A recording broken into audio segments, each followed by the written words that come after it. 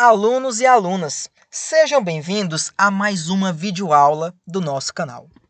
Sou o professor Ícaro Castro e hoje vamos trabalhar um importante conteúdo da disciplina Biologia Molecular, sendo ele a transcrição. Para essa aula ser realizada, utilizou-se como base o livro Biologia Molecular da Célula, do Alberts, sexta edição, em seu capítulo 6, que se chama Do DNA à Proteína. Antes da aula, não esqueçam de se inscrever no canal, compartilhar o vídeo e deixar o like. Então vamos lembrar que toda célula, independentemente de ser eucarionte ou ser procarionte, tem material genético, tem DNA, que é a base da biologia molecular.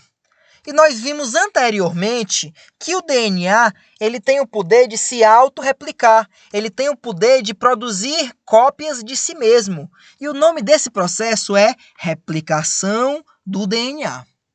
Mas o DNA não se limita somente a se reproduzir, a se perpetuar, mas ele também é fundamental na formação das proteínas dos seres vivos.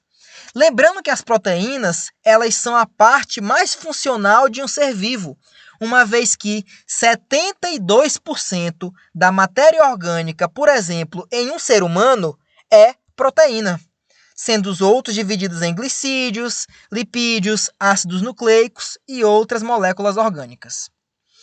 O que é importante é que o DNA ele tem a informação genética, mas ele não sai do núcleo para transmitir essa informação. Ou seja, ele precisa ter um carregador, ter um enviado, ter um mensageiro que permite pegar a informação do núcleo e mandar isso para o citoplasma, mais precisamente para o ribossomo, onde a proteína vai ser gerada.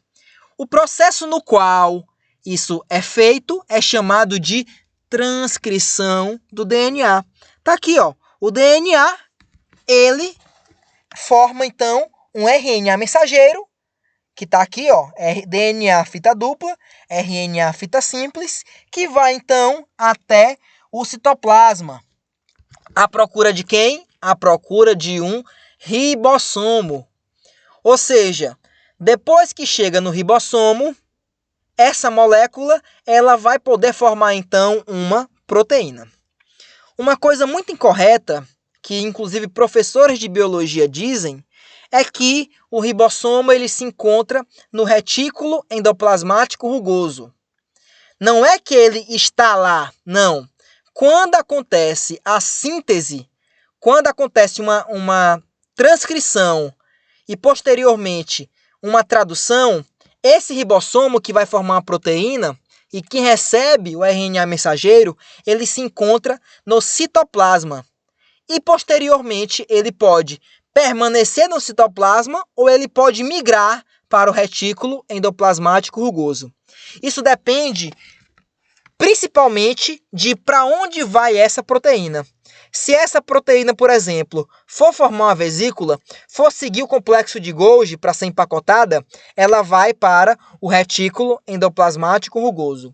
Se ela não for ter esse caminho, se ela for mesmo ficar ali limitada ao citosol, ela continua sendo produzida no citosol. Então, por isso é que o ribossomo não fica esperando o RNA mensageiro no retículo endoplasmático rugoso. Não. Quando ele tem que ir para lá, esse ribossomo, depois de estar com o RNA mensageiro, ele migra para o retículo endoplasmático rugoso.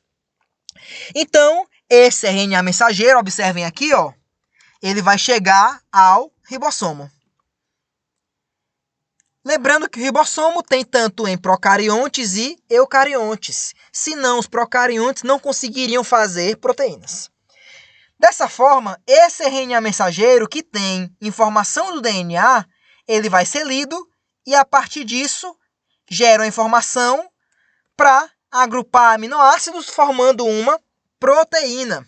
Esse agrupamento sempre vem do grupo, observa aqui, ó, H2N, que é o grupo amina, para o grupo COH, que é o carboxila, sempre do grupamento amina para o carboxila, sendo essa ligação aqui chamada de ligação peptídica, ligação entre aminoácidos. Lembrando, o RNA ele se replica, um processo chamado de replicação. O DNA, além de se replicar, ele forma um RNA mensageiro, no caso dos genes. Qual o nome do processo? Transcrição. E o RNA mensageiro transcrito, ele vai para o citoplasma, até encontrar um ribossomo, para gerar uma proteína. Qual o nome disso? Tradução. Isso acontece em qualquer ser vivo, de bactéria a seres humanos, eucariontes e procariontes. Então, esse processo, por isso, é conhecido como dogma central da biologia molecular, porque todo ser vivo recebe esse processo nessa ordem. Se autorreplica, forma RNA mensageiro, o que forma, então, proteína. Então, lembra, a formação do RNA mensageiro a partir de um gene, tu chama de transcrição. E esse processo, ele é feito através do pareamento de bases complementares, ou seja, ele usa a complementaridade. É dessa forma que a informação do DNA, ela é mandada para o RNA mensageiro. Observa aqui, por exemplo, um gene. Vamos supor que aqui nós temos um gene. Aqui está 5 linhas, então aqui é 3 linhas. 3 linhas, 5 linhas. Esse gene, ele já está aberto e uma das fitas ela vai ser transcrita. Lembra, a transcrição sempre acontece no sentido 5 linhas, 3 linhas. Tanto a replicação quanto a transcrição acontece no sentido 5 linhas, 3 linhas. O que é 3 linhas? Quer dizer o quê? Que o fosfato dessa base está ligado ao açúcar pelo carbono 3. E aqui, o fosfato dessa base está ligado ao açúcar pelo carbono 5, ok? 5 linhas, 3 linhas. Mas eu falei que ele constrói 5 linhas, 3 linhas. Para construir 5 linhas, 3 linhas, ele lê 3 linhas, 5 linhas. Ó. Então, ele leu aqui, ó. Lendo T, está lendo 3 linhas, 5 linhas. Se aqui é T, se liga então a, porque o T se liga a A. Essa é a complementaridade. Se aqui é 3 linhas, então ele constrói 5 linhas. Então ele vai construir da esquerda de vocês para a direita de vocês, no sentido 5 linhas, 3 linhas. Leu aqui, ó, o A. Se A está aqui, forma então U. Ah, professor, mas não é T? O A não se liga ao T? Sim, no DNA. Mas quando falamos de RNA, o T, ele é substituído pelo U. Então, onde for T, vai ser U. C, se liga a quem? A G. T, A, U, G, C, A, U. E assim vai formando a nova fita, até gerar, então, o RNA mensageiro de uma forma completa. Então, observem que é dessa forma que a informação passa do DNA para o RNA mensageiro, ou seja, usando o complemento das bases nucleotídicas. O legal é que, além de gerar o RNA mensageiro, a transcrição ela também regula a expressão gênica. Vejam aqui, ó, tu tem esse gene uma vez, o gene A, e o gene B uma vez. Esse aqui, ele formou vários RNAs mensageiros que formaram várias proteínas. Aqui não, ó. Esse gene formou só um RNA mensageiro que formou então somente uma proteína. Ou seja, a mesma quantidade de genes formou quantidade diferente de produtos. Isso é expressão gênica, também controlada pela transcrição. E aqui nós vemos uma fita de RNA. Primeiro ponto, é simples, diferente do DNA. Segundo ponto, tem uracila no lugar de timina. Terceiro ponto, há também a ligação do grupo fosfato, observa aqui, ó, com o grupo açúcar, com o grupamento açúcar.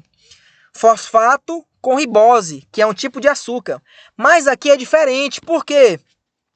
Porque se for observar aqui, ó, esse aqui tem um oxigênio a mais. No outro, no DNA, há um oxigênio a menos. Por isso que aqui é uma ribose e não uma desoxirribose. Beleza. Além da diferença do DNA e RNA, nós também temos a diferença na DNA polimerase e na RNA polimerase. A DNA polimerase é aquela que faz a replicação do DNA. E a RNA, replicação do DNA. RNA polimerase, transcrição do DNA, ou seja, gera a fita de RNA. O importante disso é que ela é meio que independente. Se forem lembrar, a DNA polimerase primeiro precisava de uma enzima chamada helicase para abrir a fita. Depois, outra enzima chamada primase para produzir o primer, para depois ela começar a replicar. A transcrição não. A DNA polimerase tanto abre a fita, quanto inicia, quanto adiciona os pares, as bases nucleotídicas. Então, observa aqui, ó. Em azul nós temos a nossa RNA polimerase. Ela tem uma parte responsável só para abrir o DNA, só para funcionar como helicase, expondo aqui o DNA para que o gene possa ser feito. Aqui nós temos o canal, ó, de entrada do ribonucleosídeo trifosfatado, que está aqui, ó. Então, aqui nós temos o nucleosídeo, que é a junção de a base mais o açúcar. E aqui nós temos o 3-fosfato, por isso trifosfatado.